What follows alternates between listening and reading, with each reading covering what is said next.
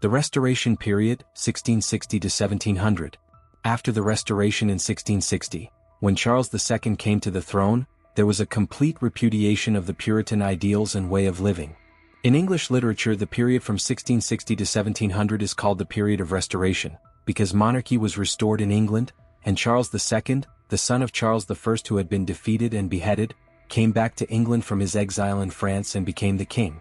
It is called the Age of Dryden, because Dryden was the dominating and most representative literary figure of the age.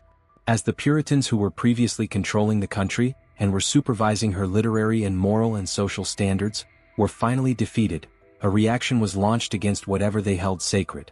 All restraints and discipline were thrown to the winds, and a wave of licentiousness and frivolity swept the country. Charles II and his followers, who had enjoyed a gay life in France during their exile, did their best to introduce that type of foppery and looseness in England also. They renounced old ideals and demanded that English poetry and drama should follow the style to which they had become accustomed in the gaiety of Paris. Instead of having Shakespeare and the Elizabethans as their models, the poets and dramatists of the Restoration period began to imitate French writers and especially their vices. The result was that the old Elizabethan spirit, with its patriotism, its love of adventure and romance, its creative vigor, and the Puritan spirit with its moral discipline and love of liberty, became things of the past.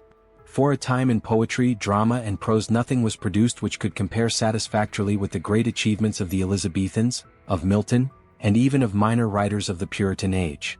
But then the writers of the period began to evolve something that was characteristic of the times, and they made two important contributions to English literature in the form of realism and a tendency to preciseness. In the beginning, realism took an ugly shape, because the writers painted the real picture of the corrupt society and court. They were more concerned with vices rather than with virtues. The result was a coarse and inferior type of literature. Later, this tendency to realism became more wholesome, and the writers tried to portray realistically human life as they found it, its good as well as bad side, its internal as well as external shape. The tendency to preciseness, which ultimately became the chief characteristic of the Restoration period, made a lasting contribution to English literature. It emphasized directness and simplicity of expression, and counteracted the tendency of exaggeration and extravagance which was encouraged during the Elizabethan and the Puritan ages. Instead of using grandiloquent phrases, involved sentences full of Latin quotations and classical allusions, the Restoration writers, under the influence of French writers, gave emphasis to reasoning rather than romantic fancy, and evolved an exact, precise way of writing, consisting of short, clear-cut sentences without any unnecessary word. The Royal Society, which was established during this period, enjoined on all its members to use a close, naked, natural way of speaking and writing, as near the mathematical plainness as they can. Dryden accepted this rule for his prose, and for his poetry adopted the easiest type of verse form, the heroic couplet. Under his guidance, the English writers evolved a style precise, formal and elegant, which is called the classical style, and which dominated English literature for more than a century. Restoration poetry. John Dryden, 1631 to 1700. The Restoration poetry was mostly satirical, realistic, and written in the heroic couplet, of which Dryden was the supreme master. He was the dominating figure of the Restoration period, and he made his mark in the fields of poetry, drama, and prose. In the field of poetry he was, in fact, the only poet worth mentioning. In his youth he came under the influence of Cowley, and his early poetry has the characteristic conceits and exaggerations of the metaphysical school. But in his later years he emancipated himself from the false taste and artificial style of the metaphysical writers, and wrote in a clear and forceful style which laid the foundation of the classical school of poetry in England. The poetry of Dryden can be conveniently divided under three heads: political satires, doctrinal poems, and the fables. Of his political satires, Absalom and Achitophel and the Medal are well known. In Absalom and Achitophel, which is one of the greatest political satires in the English language, Dryden defended the king against the Earl of Shaftesbury, who is represented as Achitophel. It contains powerful character studies of Shaftesbury and of the Duke of Buckingham, who is represented as Zimri. The Medal is another satirical poem full of invective against Shaftesbury and Macflecknoe. It also contains a scathing personal attack on Thomas Shadwell, who was once a friend of Dryden. The two great doctrinal poems of Dryden are Religio Laici and The Hind and the Panther. These poems are neither religious nor devotional, but theological and controversial. The first was written when Dryden was a Protestant, and it defends the Anglican Church. The second, written when Dryden had become a Catholic, vehemently defends Catholicism. They therefore show Dryden's power and skill of defending any position he took up, and his mastery in presenting an argument in verse. The fables, which were written during the last years of Dryden's life, show no decrease in his poetic power. Written in the form of a narrative, they entitle Dryden to rank among the best storytellers in verse in England. The Palamon and Arcite, which is based on Chaucer's Knight's Tale, gives us an opportunity of comparing the method and art of a 14th-century poet with one belonging to the 17th century. Of the many miscellaneous poems of Dryden, Annus Mirabilis is a fine example of his sustained narrative power. His Alexander's Feast is one of the best odes in the English language. The poetry of Dryden possesses all the characteristics of the Restoration period and is therefore thoroughly representative of that age. It does not have the poetic glow, the spiritual fervor, the moral loftiness and philosophical depth which were sadly lacking in the Restoration period. But it has the formalism, the intellectual precision, the argumentative skill and realism which were the main characteristics of that age. Though Dryden does not reach great poetic heights, yet here and there he gives us passages of wonderful strength and eloquence. His reputation lies in his being great as a satirist and reasoner in verse. In fact, in these two capacities he is still the greatest master in English literature.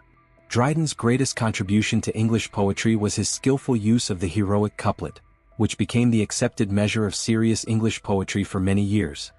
Restoration drama. In 1642 the theatres were closed by the authority of the Parliament, which was dominated by Puritans, and so no good plays were written from 1642 till the Restoration, coming back of monarchy in England with the accession of Charles II to the throne, in 1660. When the theatres were reopened, the drama in England after 1660, called the Restoration drama, showed entirely new trends on account of the long break with the past. Moreover, it was greatly affected by the spirit of the new age, which was deficient in poetic feeling, imagination and emotional approach to life, but laid emphasis on prose as the medium of expression, an intellectual, realistic and critical approach to life and its problems. As the common people still under the influence of Puritanism had no love for the theatres, the dramatists had to cater to the taste of the aristocratic class, which was highly fashionable, frivolous, cynical and sophisticated. The result was that unlike the Elizabethan drama, which had a mass appeal, had its roots in the life of the common people and could be legitimately called the national drama, the Restoration drama had none of these characteristics. Its appeal was confined to the upper strata of society whose taste was aristocratic, and among which the prevailing fashions and etiquettes were foreign and extravagant. As imagination and poetic feelings were regarded as vulgar enthusiasm by the dictators of the social life. But as actual life meant the life of the aristocratic class only, the plays of this period do not give us a picture of the whole nation. The most popular form of drama was the Comedy of Manners, which portrayed the sophisticated life of the dominant class of society, its gaiety, foppery, insolence and intrigue. Thus the basis of the Restoration drama was very narrow. The general tone of this drama was most aptly described by Shelley. Comedy loses its ideal universality. Wit succeeds humor, we laugh from self-complacency and triumph. Instead of pleasure, malignity, sarcasm and contempt succeed to sympathetic merriment. We hardly laugh but we smile. Obscenity, which is ever blasphemy against the divine beauty of life, becomes, from the very veil which it assumes, more active if less disgusting. It is a monster for which the corruption of society forever brings forth new food, which it devours in secret. These new trends in comedy are seen in Dryden's Wild Gallant, 1663, Etheridge's 1635–1691, The Comical Revenge or Love in a Tub, 1664, Wycherley's The Country Wife and the Plain Dealer, and the plays of Vanbrugh and Farquhar. But the most gifted among all the Restoration dramatists was William Congreve, 1670–1720, who wrote all his best plays before he was 30 years of age. His well-known comedies are Love for Love, 1695, and The Way of the World, 1700. It is mainly on account of his remarkable style that Congreve is put at the head of the Restoration drama. No English dramatist has even written such fine prose for the stage as Congreve did. He balances, polishes and sharpens his sentences until they shine like chiseled instruments for an electrical experiment, through which passes the current in the shape of his incisive and scintillating wit. As the plays of Congreve reflect the fashions and foibles of the upper classes whose moral standards had become lax, they do not have a universal appeal, but as social documents their value is very great. Moreover, though these comedies were subjected to a very severe criticism by the Romantics like Shelley and Lamb, they are now again in great demand and there is a revival of interest in Restoration comedy. In tragedy, The Restoration period specialized in heroic tragedy, which dealt with themes of epic magnitude. The heroes and heroines possessed superhuman qualities. The purpose of this tragedy was didactic, to inculcate virtues in the shape of bravery and conjugal love. It was written in the heroic couplet in accordance with the heroic convention derived from France that heroic meter should be used in such plays. In it, declamation took the place of natural dialogue. Moreover, it was characterized by bombast, exaggeration and sensational effects wherever possible. As it was not based on the observations of life, there was no realistic characterization, and it inevitably ended happily, and virtue was always rewarded. The chief protagonist and writer of heroic tragedy was Dryden. Under his leadership, the heroic tragedy dominated the stage from 1660 to 1678. His first experiment in this type of drama was his play Tyrannic Love, and in The Conquest of Granada he brought it to its culminating point. But then a severe condemnation of this grand manner of writing tragedy was started by certain critics and playwrights, of which Dryden was the main target. It has its effect on Dryden, who in his next play Aurangzeb exercised greater restraint and decorum, and in the prologue to this play he admitted the superiority of Shakespeare's method, and his own weariness of using the heroic couplet, which is unfit to describe human passions adequately. He confesses that he grows weary of his long-loved mistress rhyme, passions too fierce to be in fetters bound, and nature flies him like enchanted ground. What verse can do he has performed in this, which he presumes the most correct of his